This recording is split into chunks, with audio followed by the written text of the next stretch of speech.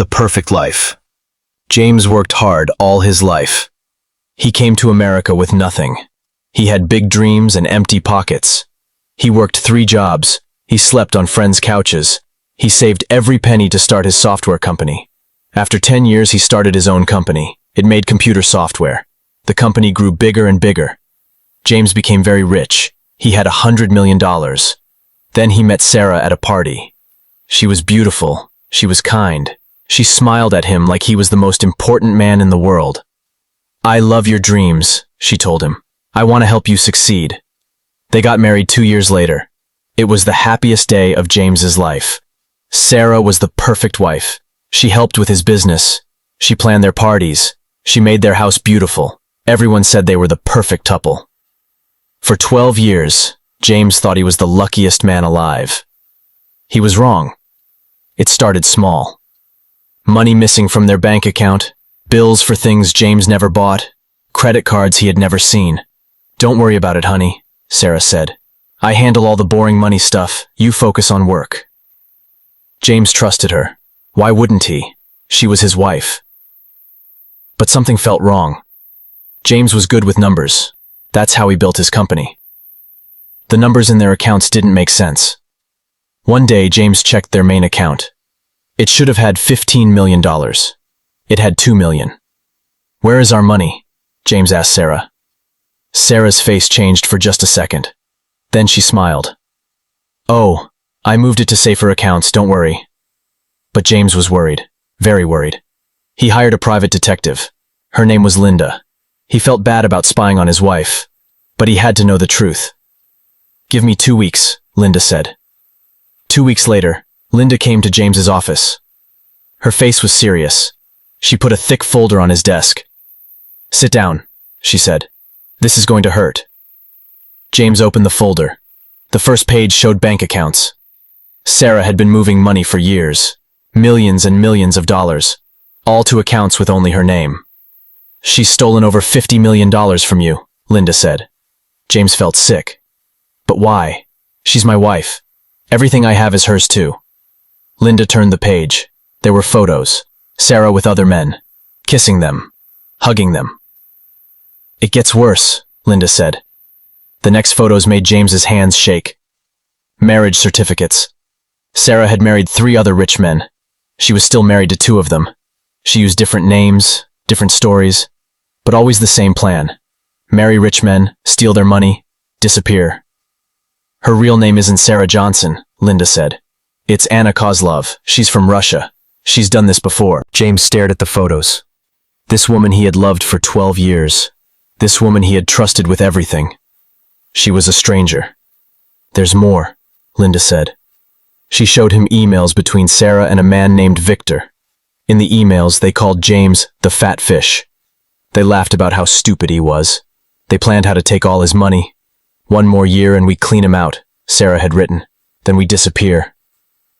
James ran to the bathroom and threw up. The worst news came last. Medical reports. Sarah had been putting drugs in James's food. Small amounts. Not enough to kill him, but enough to make him confused and tired. "That's why you've been so trusting," Linda explained. "The drugs make it hard to think clearly." James remembered feeling tired all the time, having trouble concentrating. Sarah always made his coffee in the morning. She always cooked his dinner. She had been poisoning him for years. "We found life insurance policies," Linda continued. "Sarah took them out on you. $2 million if you die in an accident." James felt cold all over. "She's planning to kill me." Linda nodded. "Soon, before you figure out what she's doing." James had to pretend everything was normal.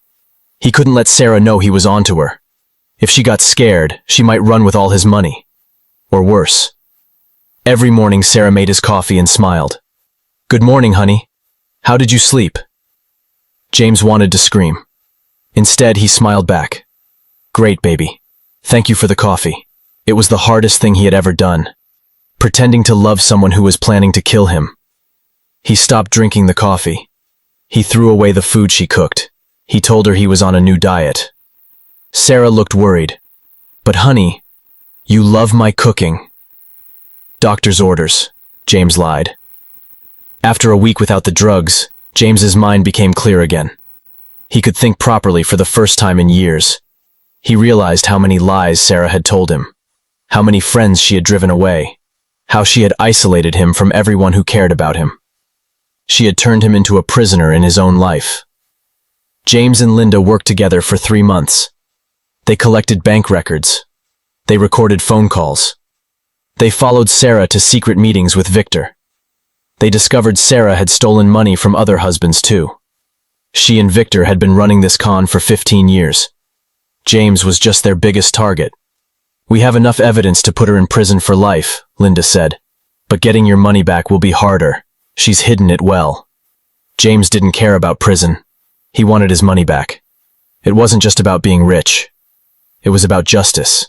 "I worked my whole life for that money," James said. "She has no right to it." James decided to expose Sarah at their anniversary party. They had planned a big celebration. All their friends would be there, business partners, even some reporters. Sarah had insisted on the party. She wanted to show off their perfect marriage one more time. James had other plans. The party was beautiful. Sarah wore a stunning red dress. She smiled and laughed and hugged their guests. She played the loving wife perfectly. When it was time for speeches, James stood up. Everyone expected him to say sweet things about Sarah. 12 years ago, I married the woman I thought was perfect, James began. Sarah smiled and blew him a kiss. "I was wrong. I married a thief and a liar." The room went silent. Sarah's smile disappeared. James pulled out the photos, the bank records, the marriage certificates to her other husbands. "My wife has stolen $50 million from me. She's been poisoning me. She's planning to kill me for insurance money." Sarah tried to run, but the FBI agents James had been working with were waiting at the doors. Sarah screamed as they put handcuffs on her. "James, what are you doing? I love you. This is all lies." "Your name isn't even Sarah," James said calmly. "It's Anna Kozlov. You're already married to 2 other men." The FBI had been watching Sarah for weeks.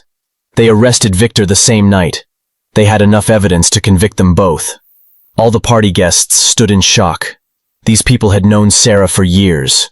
They had thought she was wonderful. "How did you not know?" someone whispered. James had asked himself the same question 1,000 times. She was very good at lying, and I was very good at trusting. The trial was huge news. The Black Widow of Silicon Valley, the newspapers called Sarah. She hired expensive lawyers. They tried to make James look like the bad guy. They said he was lying because he was jealous. They said he was mentally sick. But James had too much evidence. Bank records don't lie. Photos don't lie. Video recordings don't lie. The prosecutors showed the jury Sarah's emails with Victor. Her voice, laughing about fooling the stupid American, planning James's death like they were planning a vacation. When the jury heard those recordings, several people started crying. Sarah's lawyers had no defense left. The jury took only 2 hours to decide. Sarah was guilty of everything: fraud, theft, attempted murder, bigamy. The judge gave her 30 years in prison. Victor got life because he had killed one of their previous victims. "You destroyed this man's life for money," the judge told Sarah. "You showed no mercy. You will receive none." Sarah cried and begged, "I'm sorry. I really did love him. Please give me another chance." But James knew it was just another performance. Sarah was still trying to con people, even from the defendant's chair. The court ordered Sarah to pay back every stolen dollar, plus damages, plus court costs. It came to $75 million total. Finding Sarah's hidden money took 2 years. She had spread it across dozens of accounts in different countries. Some of it was gone forever, spent on luxury cars and jewelry for her and Victor. But James got most of it back, $65 million. Not everything, but enough.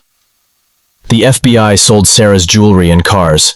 They found cash hidden in safety deposit boxes. They traced wire transfers to banks in Switzerland and Panama. Every dollar they recovered felt like a victory to James. James sold the house where he had lived with Sarah. Too many bad memories. He bought a smaller place by the ocean. He kept working, but not as much. He had learned that money wasn't everything. Time and peace were more important. The hardest part was learning to trust people again. Sarah had made him doubt everyone. Even his oldest friends looked suspicious to him. He went to therapy. He talked to other victims of fraud. Slowly, he started to heal. "She stole your money," his therapist said. "Don't let her steal your ability to love." 3 years after Sarah's conviction, James met Emma. She was a teacher. She had never heard of his company. She didn't care about his money. Their first date was at a small coffee shop. Emma paid for her own coffee. She laughed at James's jokes. Not fake laughter like Sarah's. Real laughter. "I like you," Emma said simply. "You seem like a genuinely good person." James almost cried. It had been so long since someone had said something true and kind to him. They dated for 2 years before James told Emma about Sarah. He was scared Emma would run away. Instead, Emma hugged him. "I'm sorry that happened to you, but it made you who you are now. And I love who you are now." James and Emma had a small wedding. Just close friends and family. No reporters, no fancy party, just love and truth. In his wedding speech, James said, "I learned that the most expensive thing you can buy is someone else's lies. But the most valuable thing you can own is someone who tells you the truth." Emma cried happy tears. Their friends cheered. James looked around at the people who really loved him. People who wanted nothing from him except his happiness. This was what wealth really meant. Sarah wrote James letters from prison. Dozens of them. She tried every trick she knew. First, she claimed she was innocent. Then she said she was sorry. Then she said she really had loved him. Then she begged for money for her prison commissary account. James never opened the letters after the first few. He had Linda burn them without reading them. "Why don't you read them?" Emma asked one day. "Because I don't care what she has to say," James replied. "Caring about Sarah is what got me in trouble in the first place." Emma smiled. "You're free of her now." She was right. James was finally free. James started a foundation to help victims of marriage fraud. He discovered there were thousands of people like him, men and women who had been conned by people they loved. "The shame is the worst part," one victim told him. "People think you're stupid for falling for it." "You're not stupid," James told her. "You're human. Humans are meant to trust the people they love." James's foundation helped victims find lawyers. It helped them recover stolen money. Most importantly, it helped them realize they weren't alone. The work gave James's life new meaning. His suffering had a purpose now. After 15 years in prison, Sarah was released on parole. She was older now. Gray hair, wrinkles. Not the beautiful woman who had fooled James. She tried to contact him through mutual friends. She wanted to meet. She said she had changed. James's friends asked if he wanted to see her. "No," James said without hesitation. "She's not part of my life anymore." But Sarah didn't give up. She showed up at James's office one day. "James, please, just 5 minutes. I need to apologize properly." James looked at her through the glass door. This woman had stolen 15 years of his life. She had tried to kill him. She thought 5 minutes could fix that? "Security," James called. "Please escort this woman out." Sarah's face twisted with anger as security led her away. For just a moment, James saw the real Sarah again, the cold, calculating woman who had fooled him for so long. He was glad he never had to see that face again. One day, Emma found James looking at old photos from before he met Sarah. Pictures of him as a young man, full of dreams and trust. "Do you miss being that innocent?" Emma asked. James thought about it. "Sometimes. But that innocence made me vulnerable. I'm wiser now. I can protect the people I love." He looked at his children playing in the yard. "They'll never have to go through what I went through. I'll make sure of that." Emma kissed his cheek. "You turned your pain into protection. That's beautiful." James never got back the 12 years he lost to Sarah's lies. He never got back the innocence she stole from him. Some things can't be recovered with money or justice. But he got something better. He got truth. He got real love. He got the knowledge that he was strong enough to survive anything. Sarah took $50 million from him. But she couldn't take his ability to rebuild. She couldn't take his capacity for love. She couldn't take his future. That night, James tucked his children into bed.